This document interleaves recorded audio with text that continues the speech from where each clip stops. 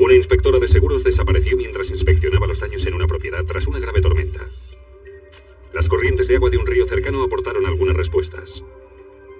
Y las pruebas forenses halladas en una pieza de motocicleta y en el sobre de un banco explicaron el motivo del crimen.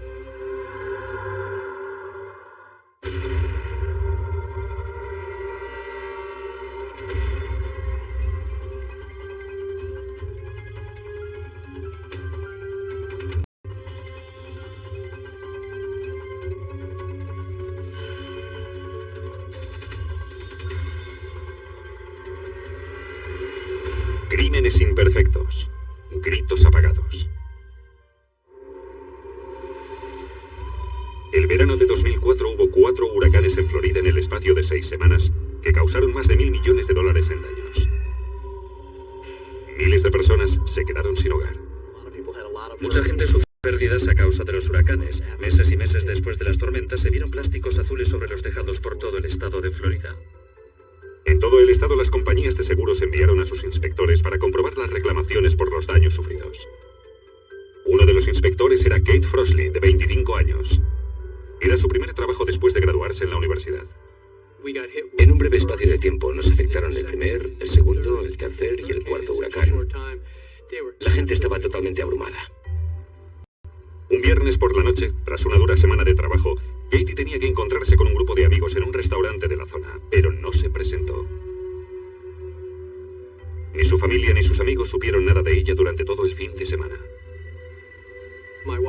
Mi mujer llamó a Katie repetidamente para decirle que no conseguía localizarla y que no sabía dónde estaba.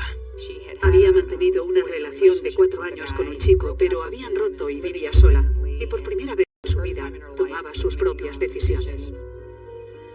La mejor amiga de Katie, Amy, tenía una llave del apartamento de Katie y decidió entrar. Todo estaba perfectamente en orden, aunque nadie había dado de comer al gato, y Katie no estaba allí. Enseguida supo que algo andaba mal y me llamó y me dijo: no quiero alarmarla, pero estoy muy preocupada por Katie. No sé dónde está y no consigo localizarla. La policía buscó el coche de Katie, un Chevrolet Impala de color marrón. El jefe de Katie dijo que en su última visita del viernes por la tarde tenía que comprobar una reclamación por goteras en el tejado en una casa de la zona de Sulphur Springs, en Tampa. Conocía el tipo de barrio en cuestión. Era un barrio muy peligroso. Por alguna razón, Katie tuvo problemas para localizar la casa. Amy estaba en la oficina consultando. Compañera de trabajo de Katie, finalmente esta consiguió hallar la casa. De pronto apareció alguien y Katie dijo a su compañera: creo que alguien se acerca al coche, te llamo luego. Y esta fue la última vez que alguien habló con ella. Los padres de Katie fueron a una casa, situada en el número 1503 de la calle East Mulberry, y hablaron con sus ocupantes, Jason Funk y Pamela Hinz, una joven pareja que se había mudado a la casa de alquiler 3 días atrás. Acabábamos de mudarnos y aquella gente llamó a nuestra puerta y nos preguntó: ¿han visto a Katrina Frosley por aquí? Y nos dijo: ¿han visto el coche de una aseguradora? Jason y Pamela dijeron a los Frosley que no habían visto a Katie el viernes porque no estaban en casa. Pero les informaron de algo más. Les dijeron que no les constaba que hubiera goteras en su tejado y que el propietario no les había informado de que un inspector de seguros vendría a examinarlo. Solo a 1,5 kilómetros, en el aparcamiento de un bar, los padres de Katie encontraron su coche abandonado y llamaron a la policía. Estaba abierto y las llaves de Katie aún estaban en su interior. Lo primero que pensé fue que Katie estaba en el portaequipajes. Por un lado quería que el policía lo abriera, pero por otro no lo quería. No me atreví a mirar. Y cuando la policía abrió el portaequipajes se hizo un gran silencio. Los investigadores temían que el cuerpo de Katie Frosley se encontrara dentro del portaequipajes cerrado de su coche. Pero no estaba allí. Lo único que encontraron fue el bolso de Katie. Faltaban el dinero y las tarjetas de crédito. Fue un alivio ver que no estaba allí. Pero al no encontrarla, teníamos que seguir buscando. Y no sabíamos dónde buscar. Los científicos forenses buscaron pruebas en el interior del coche. No encontraron restos de sangre ni huellas digitales, pero hallaron células de piel en el volante. Tomamos muestras del volante y las analizamos en el laboratorio y realizamos pruebas de ADN con ellas. Y encontramos una mezcla de ADN de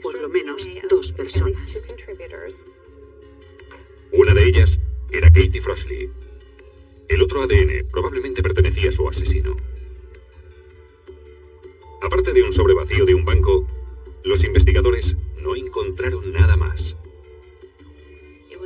Era evidente que lo que le había sucedido a Katie no había tenido lugar dentro de aquel coche. La policía interrogó a los residentes y trabajadores de la zona. Y encontraron a un portero que había visto cómo un hombre dejaba el coche de Katie en el aparcamiento el día anterior. Un testigo vio a un hombre blanco de 1,80 m aproximadamente que salía del coche. Llevó el coche al aparcamiento, bajó del coche y se alejó andando, pero dejó las llaves dentro del vehículo, dejándolo abierto. Y el aparcamiento donde se descubrió su coche, más o menos a 1,5 kilómetros de allí. El detective Masucci tuvo una intuición y registró la ribera del río Hillsborough, y por fin encontró algo. Mientras examinaba el agua con mi linterna, advertí algo de color blanco. Lo inspeccioné más a fondo y tardé unos minutos en reconocer lo que era, pero me pareció que se trataba de un sujetador, porque vi un trozo del tirante del sujetador. Entonces supe que había dado con algo importante, que allí había sucedido una tragedia. Pronto, los peores temores de todo el mundo se confirmaron. Era el cuerpo de Katie Frosley. Me derrumbé. Recuerdo que fue como si alguien me pegara un puñetazo en el estómago. Me doblé y caí al suelo. No podía creerlo. Katie llevaba aproximadamente 30 horas en el agua. Daba la impresión de que la habían agredido sexualmente. Estas cosas no les pasan a gente como nosotros, les pasan a otros. Las leemos en los periódicos, las vemos por televisión, pero jamás pensamos que nos puedan suceder a nosotros. La autopsia reveló unas heridas causadas con un objeto romo en la parte de atrás de la cabeza de Katie. Era evidente que no murió ahogada, sino que probablemente la mataron y después la tiraron al agua. Por supuesto, cabía la posibilidad de que aún estuviera viva cuando la tiraron al agua, pero no podíamos saberlo con exactitud. No obstante, se encontró unas marcas distintivas en el cráneo de Katie. Unas marcas llamadas lesiones modelo. El arma homicida dejó una marca muy característica. Una marca circular. Creo que de un tamaño de 1,2 centímetros. El forense dijo a los investigadores que las heridas deberían contrastarse con el arma homicida, si ésta podía encontrarse. Siempre que se encuentra una lesión modelo y también el arma homicida, resulta gran ayuda para la investigación de un crimen. Las pruebas no demostraban que hubieran violado a Katie. Por ello, la próxima tarea de los investigadores fue descubrir la distancia que había recorrido el cuerpo de Katie en el río Hillsborough antes de que lo encontrara la policía. Así, se podría determinar la escena del crimen. Es una fórmula relativamente sencilla. A partir del lapso de tiempo que un cuerpo lleva en el agua, se puede deducir la distancia que ha recorrido si se conoce la velocidad de la corriente. Los investigadores realizaron un importante hallazgo al saber que había una presa a unos kilómetros más atrás. Cuando ésta se abría, la velocidad de la corriente del río aumentaba significativamente. En el espacio de 28 encontré, la presa estaba cerrada. Ello significaba que el cuerpo de Katie entró en el agua muy cerca de donde fue encontrado. A partir del momento en que se halló el cadáver de Katie Frosley en el río Hillsborough, la policía dedujo que la casa del 1503 de la calle East Mulberry podría ser la escena del crimen. Estaba solo a unos 30 metros del lugar donde se descubrió el cuerpo de Katie. La pareja joven que vivía allí estaba impresionada por lo que había sucedido, e insistía en que no estaba en su casa la tarde en que se cometió el crimen. Aquella gente decía no saber lo que había podido suceder en su casa. En aquella época, mi estado emocional estaba algo alterado.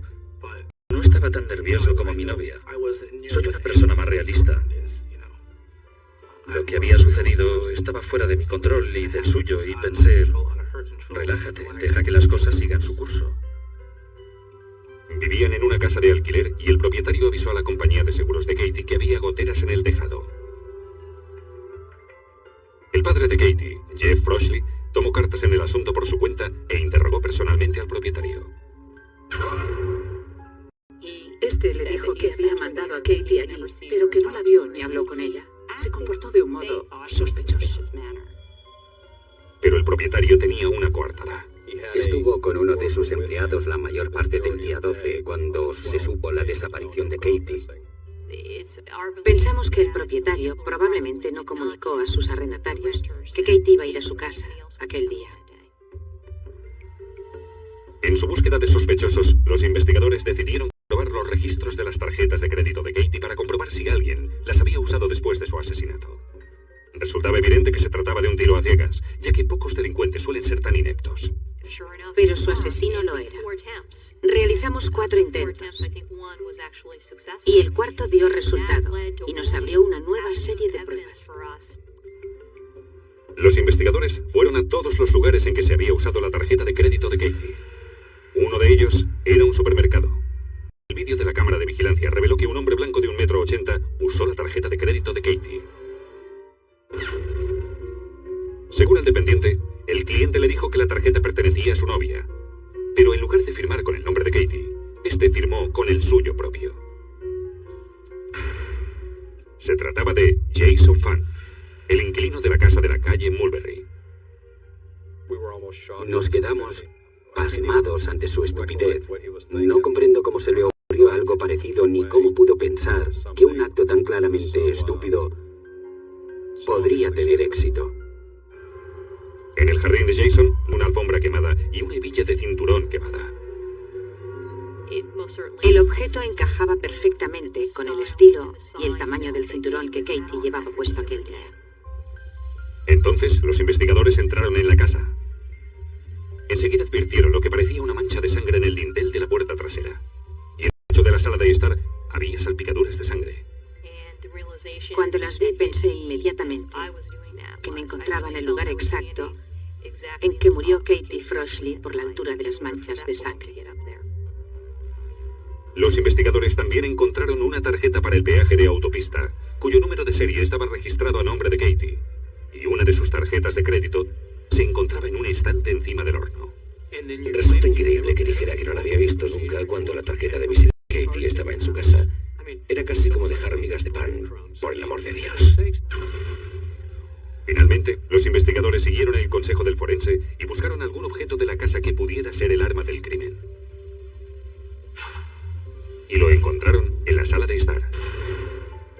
Un tubo de escape de motocicleta de unos 90 centímetros. Lo habían limpiado a fondo. No había huellas discernibles ni restos de sangre. El extremo del tubo tenía una pieza circular para su montaje. Aquella pieza se usaba para conectar el tubo de escape a una motocicleta. Los analistas midieron la pieza y después desplegaron fotografías de las lesiones fatales de Katie. El extremo redondo de la pieza tenía un tamaño exacto a las heridas romas de la cabeza de Katie. La parte circular del tubo de escape tenía exactamente el mismo tamaño que la herida de su cuero cabelludo, lo cual hacía muy verosímil que se tratara del arma del crimen. Y durante el interrogatorio, los detectives advirtieron algo extraño en las zapatillas Nike de Jason. Mientras los detectives interrogaban a Funk, vieron lo que parecían gotas de sangre sobre sus Nikes. Las pruebas previas indicaron que se trataba de sangre humana. Después, los investigadores se acordaron del sobre del banco hallado en el coche de Katie. Así que lo rociaron con ninidrina, un producto químico que desveló una serie de huellas digitales casi perfectas. En el sobre había las huellas de Katie, así como las de Jason Funk. Así obtuvimos la prueba científica de que Jason Funk estuvo en el coche de Katie. Pero Jason Funk siguió negando que tuviera nada que ver con el crimen. Alegó que estaba en el río en el momento del crimen. Si hubiera estado en casa aquel día en lugar de estar navegando con mi lancha, quizás hubiera podido evitar que su... Ningún aspecto de mi vida que la pérdida de mi hija no haya afectado.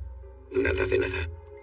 Trabajo, vacaciones, deportes, diversiones, tiempo libre. Me ha quedado un enorme agujero en mi vida. Y Kate era una chica tan dulce, brillante, feliz y animosa que resulta irreemplazable. Todas las hijas son así, pero ella era mi hija. La fiscalía afirmó que disponía de pruebas concluyentes de que Jason Funk había asesinado a Katie Froshley, Pero ¿cuál era el motivo? Jason había sido acusado anteriormente de delitos sexuales contra mujeres. Y 2 días antes del asesinato de Katie, Jason se había quedado sin trabajo. Tenían problemas de dinero. Se habían gastado casi todos sus ahorros en la fianza del alquiler de su casa, así que creo que su motivo fue la codicia. Esta es mi opinión.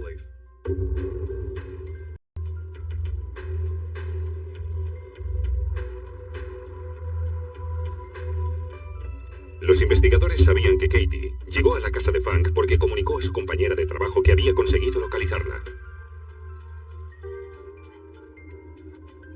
Y opinaban que Jason fue el hombre que la abordó.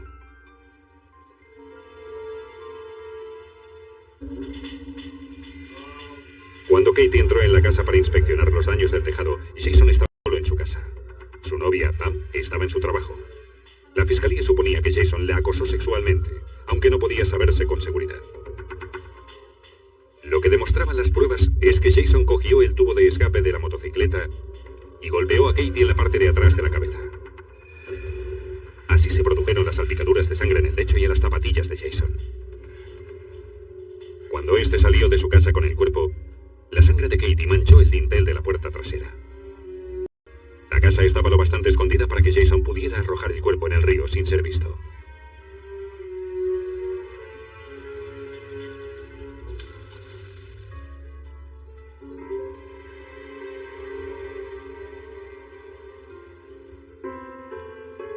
Después, abandonó el coche de Katie cerca de un bar a 1,5 kilómetros de distancia, abrió el sobre del banco buscando dinero y cogió el dinero que llevaba y sus tarjetas de crédito.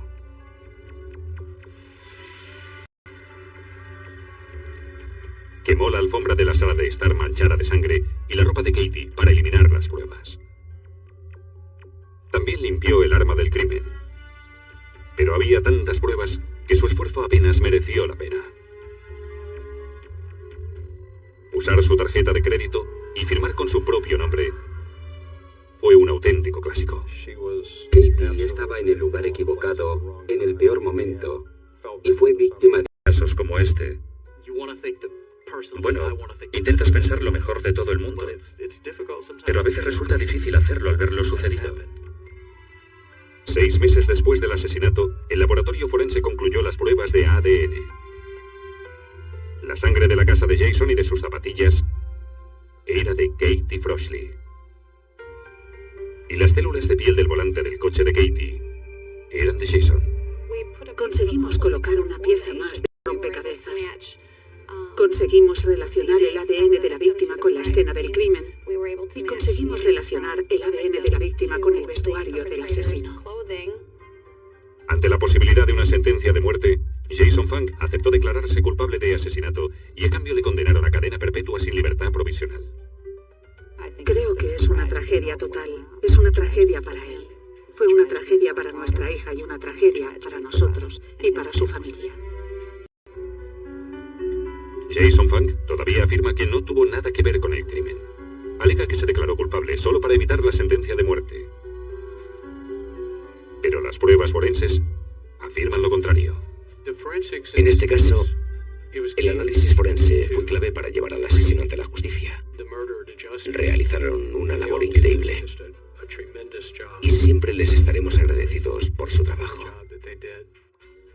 El asesino negó firmemente su crimen a lo largo de todo el proceso.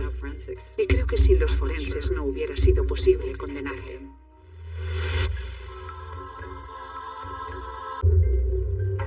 Un millonario y su familia fueron asesinados en su propia casa. Durante 3 días, este crimen múltiple estuvo sin resolver. Hasta que una caja de balas de 30 años atrás y unas fibras iridiscentes revelaron uno de los actos más horrendos.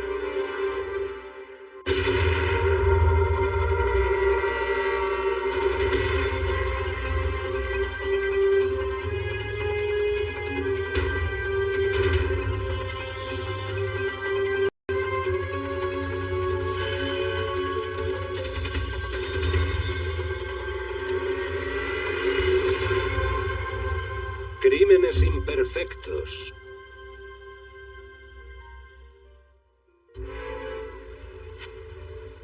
Beach House, en Pájaro Dunes, al norte de California. Durante fines de semana y periodos vacacionales era la escapada perfecta para la familia Ewell.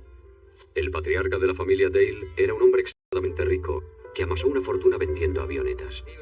Era una persona de éxito porque era muy extrovertido, además de afable y convincente. Iba visitando ranchos para venderles avionetas a sus propietarios, aterrizaba con alguna de ellas allí, se las vendía y luego les enseñaba a pilotarlas. Dale y su mujer, Glee, llevaban 31 años felizmente casados. Su hija de 24 años, Tiffany, se había graduado en economía. Tiffany, por lo que cuentan, era una chica muy dulce. Al parecer era buena estudiante y todo el mundo la apreciaba. El hijo varón, Dana, de 21 años, estaba realizando un posgrado en finanzas en la Universidad de Santa Clara. Dana fue un niño muy precoz, muy listo, con una inteligencia extraordinaria. Tengo entendido que su cociente intelectual era de 165, muy por encima de la media. En 1992, tras pasar las vacaciones de Semana Santa en Pájaro Dunes, Dale, Glee y su hija Tiffany regresaron a casa desde Fresno. 2 días más tarde, el mayordomo de los Ewell iba a entrar en la casa y notó que algo no iba bien. La alarma de seguridad estaba desconectada y, sin embargo, las puertas estaban echadas con llave. Dentro encontró a Dale, Glee y Tiffany muertos de herida de bala. La cosa que más recuerdo del asesinato en casa de los Ewell es la fotografía de la madre, Glee, yaciendo boca arriba en el dormitorio. Su rostro transmitía terror aún estando ya muerta. Nunca había visto una casa tan revuelta tras un robo. Y hablo por experiencia, estuve trabajando en robos antes de estar en homicidios. Faltaban joyas del domicilio y la cartera de Dale Ewell estaba vacía. Sin embargo, no había signos de haber forzado la entrada. ¿Cómo pudo haber entrado alguien allí y desconectar la alarma? No sonó en la empresa de seguridad ni en la policía.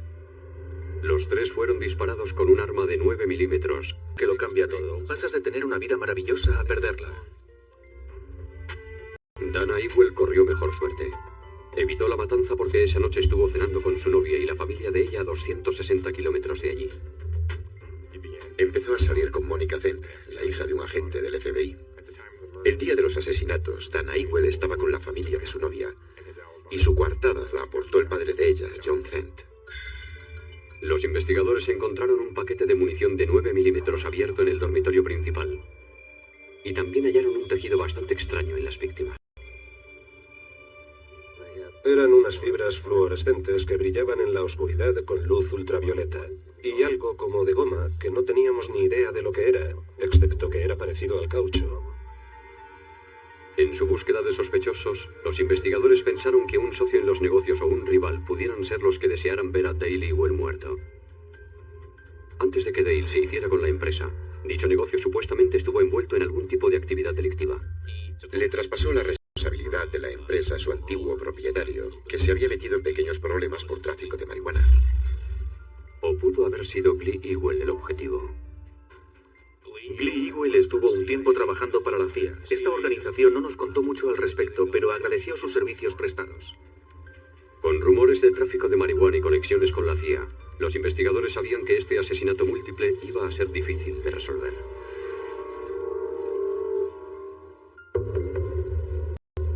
El asesinato a sangre fría de Dale Ewell, su mujer Glee y su hija Tiffany fue todo un notición en Fresno, California. En Fresno se han producido homicidios trascendentes a lo largo de los años, pero este es uno de los más renombrados de este siglo.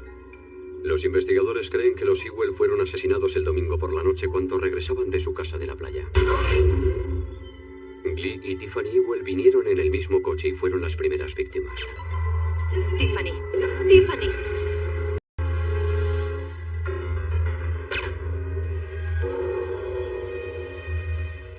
Dale Ewell llegaría una media hora después. El autor de la muerte de su esposa y su hija tuvo que haberse quedado en la casa unos 30 minutos. ¿Por qué el asesino, o quizás los asesinos, permanecieron en la vivienda durante media hora o más tras haber abatido a 2 personas? Sea por la razón que fuere, Dale fue disparado en el occipital mientras estaba en su domicilio. Me quedé helado. No llegaba a comprender, a explicarme el motivo de tal acto. Los 3 fueron disparados con un arma de 9 milímetros. Esa familia entró en una especie de ratonera y el acto en sí fue puramente diabólico. No creo que haya otra manera de definirlo. Aquí uno no puede decir, el autor de estas muertes era el mal personificado. El hijo de los Ewell, Dana, disponía de una sólida coartada, pero no así todos los que tuvieran llaves de la casa. Los investigadores encontraron una caja abierta de munición de 9 milímetros en el dormitorio de los Ewell. ¿Fueron esas las balas utilizadas por el asesino? Los proyectiles de 9 milímetros recuperados de los cuerpos habían sido deformados en el impacto, pero la parte trasera de cada uno, conocida como la espiga, estaba intacta. Las marcas de atrás no se habían producido en el momento del disparo. Eran más bien algo que ya venía de fábrica, cosa que nunca había visto antes. Pues Allen Boudreau separó el casquillo de una bala no utilizada y comparó el proyectil con los encontrados en las víctimas. Las muescas de la troqueladora eran las mismas. Esas balas, las empleadas en los asesinatos, pertenecían a aquel paquete de munición. Un número de identificación en la etiqueta indicaba que las balas fueron fabricadas en 1971. Y una pegatina con el precio reveló que fueron compradas en una ferretería de la zona. Cuando la policía llamó a dicho establecimiento, el propietario dijo que aún conservaba los recibos de compra, incluso algunos de 30 años atrás. Entonces encontraron el justificante de compra de la munición a nombre de Dale Ewell. Prueba de que Dale Ewell y su familia fueron asesinados con su propia munición. Tuvo que haber sido alguien que conociera bastante bien a la familia como para saber que había un paquete de munición en el dormitorio del matrimonio, lo cual significaba que era alguien de su entorno cercano. Y las balas parecían como si hubieran sido disparadas a través de algo más que el simple cañón de un arma. Esas balas salieron expelidas a través de algo que no les dejó las típicas estrías de un cañón. Pudo haber sido un supresor de flash, un silenciador o algo por el estilo. ¿Qué tipo de ladrón iría a cometer un crimen con un arma provista de silenciador? Pudo haber sido un asesino a sueldo. Las pruebas forenses recopiladas en el hogar habitual de los Ewell trazaron un dibujo diferente de cómo Dale Ewell, su mujer y su hija fueron asesinados. Alguien, con una copia de las llaves de la casa, desconectó la alarma y asesinó a los tres con un arma de 9 milímetros, utilizando munición perteneciente a la víctima, Dale Ewell.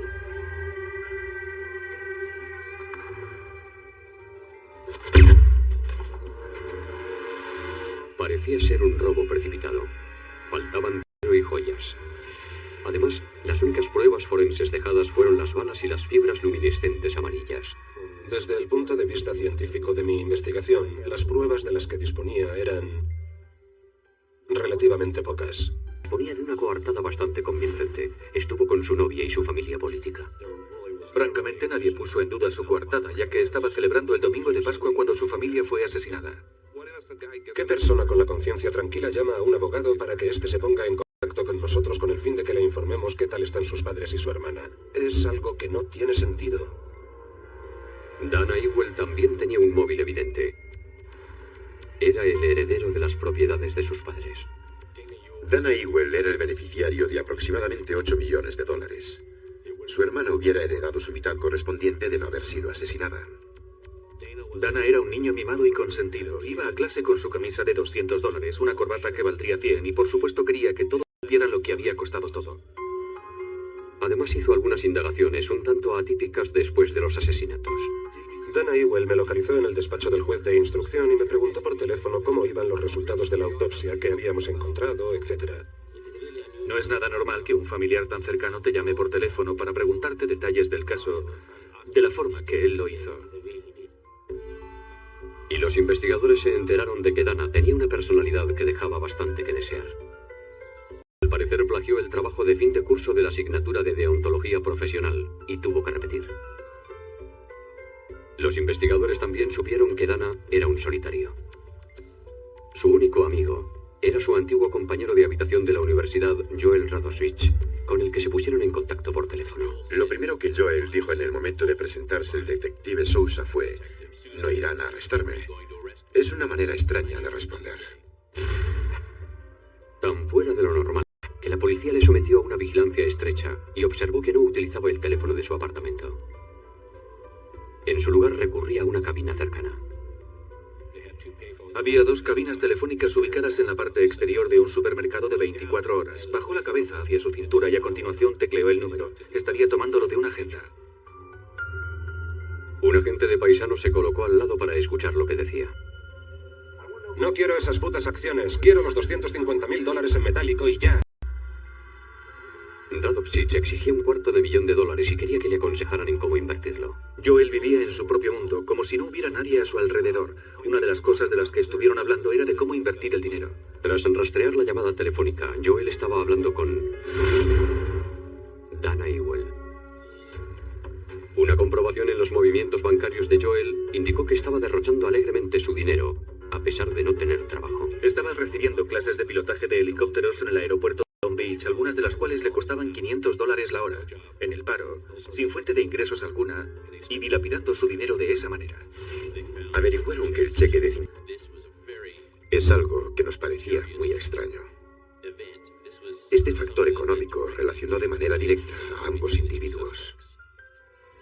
Además, Joel Radovsic compró varios objetos sospechosos antes de que se produjeran los asesinatos. Durante un seguimiento a Joel Radovsic, los detectives descubrieron que había solicitado unos libros a una editorial de Colorado, a la que indicó que se los enviaran a un tal Jack Ponce.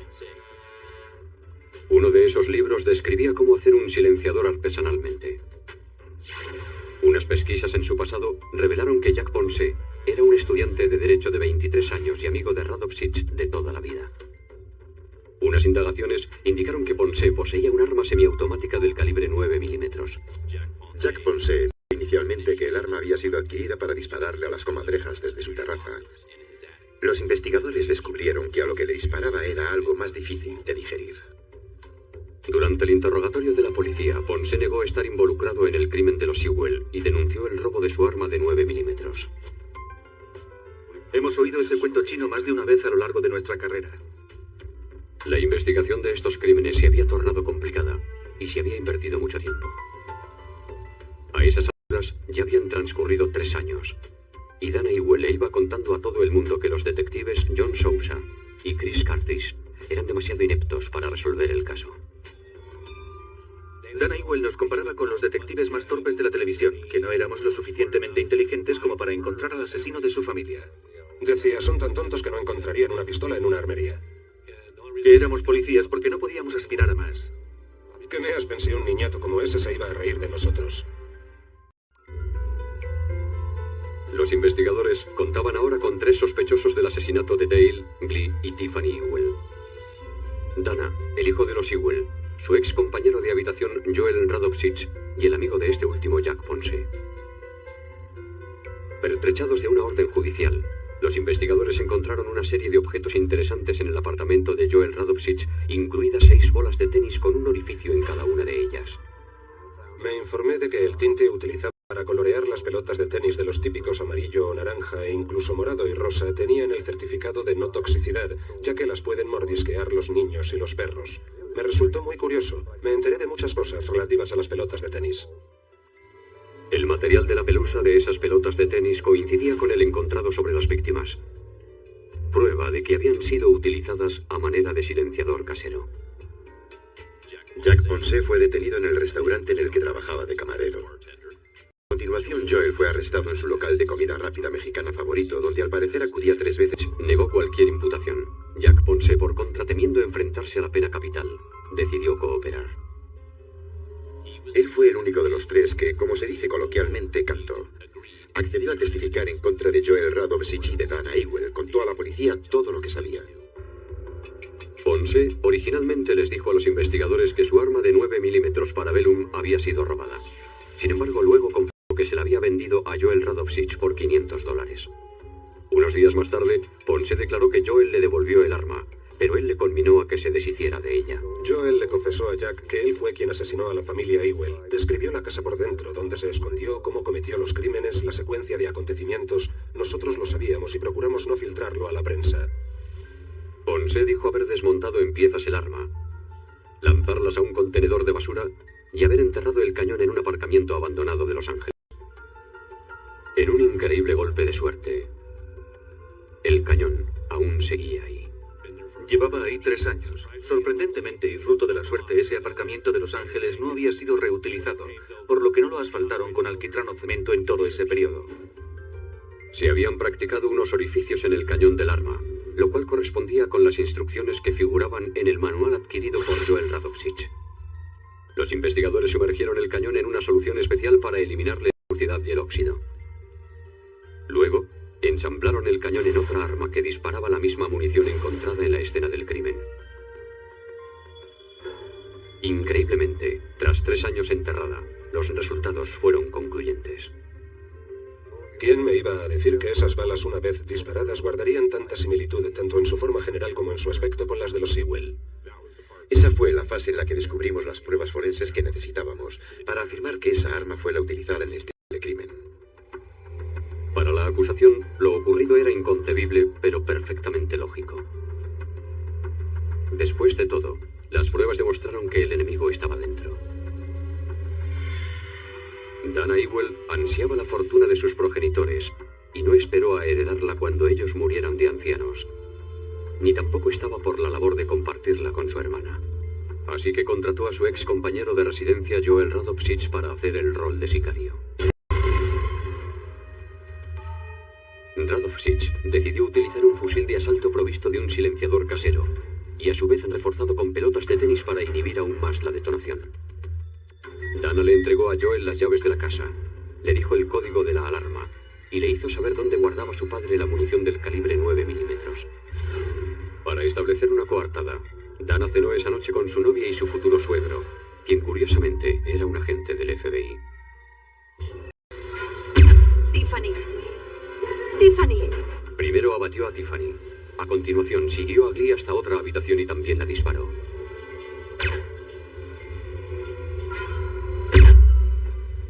Una media hora después, Dale llegó a su casa. Joel les estaba esperando.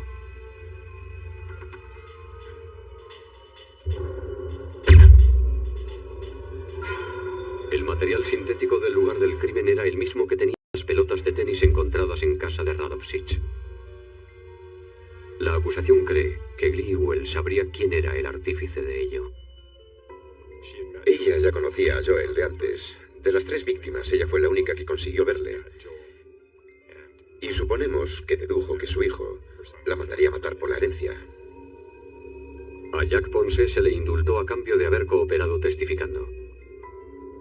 Dana Ewell finalmente se entregó, y en 1995, tanto él como Joel Radovsic fueron condenados por asesinato en primer grado con un móvil económico. Ambos están cumpliendo cadena perpetua, sin posibilidad de tercer grado. Opino que en este caso las pruebas encontradas fueron el factor determinante y seguramente gracias a ellas se les condenó. Era un jovenzuelo arrogante. Era tan extremadamente engreído que se creía el más listo. Y más bien era un listillo. Se creía más inteligente que todos los policías de patrulla juntos.